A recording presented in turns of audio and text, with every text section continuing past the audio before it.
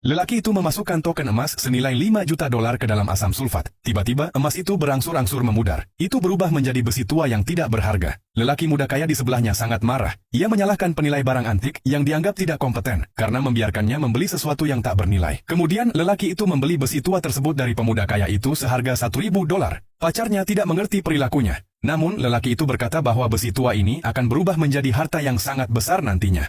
Pada saat ini, pelelangan mulai menjual barang kedua. Barang tersebut adalah kotak kayu biasa. Tidak ada yang pernah berhasil membuka kotak itu, dan tawaran awalnya adalah 100.000 dolar.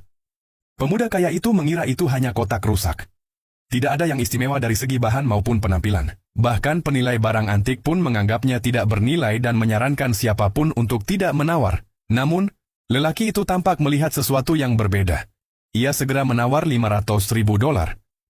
Pemuda kaya itu menertawakannya karena menganggap ia bodoh. Membayar 500.000 dolar untuk kotak rusak. Bahkan pacarnya pun merasa lelaki itu tidak seharusnya menawar. Karena tidak ada yang mengajukan penawaran lain, lelaki itu akhirnya mendapatkan kotak tersebut. Semua orang menertawakannya. Tetapi lelaki itu tiba-tiba mengambil token yang sebelumnya dibelinya, lalu berjalan ke atas panggung. Ia memasukkan token itu ke dalam kotak kayu. Seketika kotak kayu tersebut terbuka dan beberapa pedang muncul dari dalamnya. Pakar barang antik segera mengambil salah satu pedang dan memeriksanya dengan cermat. Ia menemukan bahwa semua pedang itu adalah pedang kaisar kuno. Masing-masing bernilai 100 juta dolar. Semua orang di tempat pelelangan terkejut. Tepat ketika semua orang masih kagum dengan kemampuan lelaki itu dalam menilai barang antik, pelelangan dilanjutkan dengan seekor kuda. Lelaki itu sudah lama menunggu barang ini. Ia langsung menawar 5 juta dolar. Pemuda kaya merasa bahwa kuda itu mungkin berharga, jadi ia menawar 6 juta dolar. Mereka pun terus saling menaikkan harga. Namun, lelaki itu tiba-tiba berhenti menawar, membuat pemuda kaya ragu.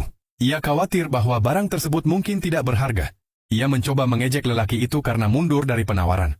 Tetapi lelaki itu lalu berdiri dan menawar 10 juta dolar. Ia berhasil mendapatkan kuda tersebut. Pemuda kaya itu kembali menertawakannya karena merasa lelaki itu membuang uang untuk kuda palsu. Namun, lelaki itu kemudian mengambil pedang di sampingnya. Saat ia mengayunkannya, dari dalam perut kuda itu mengalir kacang emas yang tak terhitung jumlahnya. Seorang pakar kemudian memeriksa kacang emas tersebut dan menemukan bahwa setiap kacang memiliki pola khusus. Pola tersebut menunjukkan bahwa semua kacang emas itu adalah barang antik